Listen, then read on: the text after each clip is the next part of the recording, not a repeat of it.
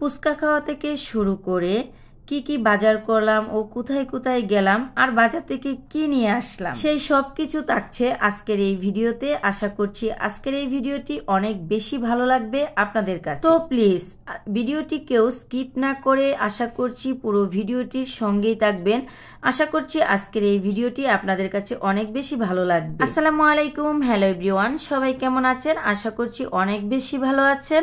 স্বাগত জানাচ্ছি নিউ আরেকটি ব্লগ ভিডিওতে। অন্যান্য ভিডিওর মতো আমার এই ভিডিওটিও আপনাদের কাছে ভালো লাগবে। ছোট ছেলের আবদারে আজকে বাজারে চলে যাচ্ছি। আমি নিজেও, সিফাতের আব্বু আর আমি দুজন মিলে বাজারে চলে যাচ্ছি আমরা।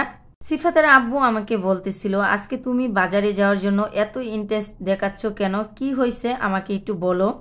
তারপর সিফাতের আব্বুকে আমি বললাম, দেখো পরে সব কিছু বলবো, আগে চলো বাজারে যাই, তারপরে তো বলবো। এদিকে এসে আমি বেলপুরি খেতে বসেছিলাম, কারণ বেলপুরি আমার অনেক পছন্দের। আর আমি যখনই বাজারে যাই কিনু না কিনু খেয়ে তারপরে আসি। তবে হ্যাঁ, চটপটি, বেলপুরি এবং ফুচকা এই তিনটাতে একটা খাই। এই তিনোটাই আমার অনেক বেশি পছন্দের। সিফাতের আব্বু পাশেই বসে আছিল আর আমি খাইতেছিলাম, কারণ হচ্ছে সে বাহিরের জিনিস কোনো কিছুই খায় না, সেজন্য আমি একাই খেয়েছিলাম। কিন্তু এখানে অনেকগুলো বেলপুরি দিয়ে দিয়েছিল, যেটা আমি জাস্ট খেতে পারতেছিলাম না। তার পরবর্তীতে দেখা গেছিল 2-3টা রেখেই চলে আসছিলাম। আর আমরা গিয়েছিলাম সন্ধ্যার কিছু আগ মুহূর্তে বাজারে, কারণ ওই যে প্রথমেই বললাম আমার ছেলের আবদারে আজকে বাজারে আসা। আজকে আমার ছোট ছেলে হঠাৎ করে আমাকে গালে 2টা চুমা দিয়া বলতেছিল যে আম্মু আজকে তুমি বাজারে যাবা, আর বাজার থেকে গিয়ে তুমি যা যা নিয়ে আসবা আমি সেটা বলতেছি। সে আমাকে লিস্ট দিছিল, লেসু আনবা, কাঁঠাল আনবা, আম আনবা এবং মিষ্টি নিয়ে আসবা। আর আমি যেহেতু ছেলে আবদার করেছে, মা কি সেই কথা পালতে পারে, সেজন্য আমি নিজেই আজকে বাজারে চলে গিয়েছিলাম। আর এই যে দেখেন আমি কেনাকাটাও শুরু করে দিয়েছি আলহামদুলিল্লাহ। লেচু নিয়েছিলাম 50টা, আর এদিকে একটা কাঁঠাল নিয়েছি। কাঁঠালটা বেশ বড় ছিল, ক্যামেরায় যদিও ছোট দেখা যাচ্ছে, কিন্তু কাঁঠালটা মাশাল্লাহ অনেক বড় ছিল। আর লেচু নিয়েছিলাম 50টা, কারণ 2 দিন আগেও আমি লেচু নিয়ে আসছিলাম, সেজন্য। আর ছেলে মেয়েরা বেশি কিছু নিয়ে আসলে তারা অপচয় করে, খাওয়ার চেয়ে বেশি অপচয় করে, সেজন্য আমি অল্প অল্প করে নিয়ে আসি। আর এদিকে একটা আন্টি ওনার নিজের গাছের আম নিয়ে বসে আছিল, আর আমগুলো দেখতেও সুন্দর আসছিল মাশাল্লাহ। আমের গ্রানটা অনেক সুন্দর ছিল, ভাবছিলাম যে না, গ্রানটা শুনে মনে হয়েছিল যে আমগুলো অনেক মিষ্টি হবে। তারপর এখানে আমি 4 কেজি আম নিয়ে নিই। আমগুলো অনেক সুন্দর, যদিও আমগুলো এত বেশি টাকা দাম নেয় নাই, 80 টাকা কেজি নিচ্ছে। কার অঞ্চলে কীরকম আমের দাম অবশ্যই কমেন্ট করে যাবেন। আমি এতটা আইডিয়া নাই, যেহেতু আমরা ঢাকায় থাকি। ছেলে তার মায়ের কাছে আবদার করছে, মা কিভাবে পারে যে না নিয়ে থাকতে। আর হ্যাঁ, আমার আজকের ক্যামেরাম্যান ছিল সিফাতের আব্বু, যদিও সে কোনো জায়গায় আমাকে কোনো ভিডিও করে দেয় না, তবে জানি না আজকে যে কিভাবে ভিডিওটা করে দিল।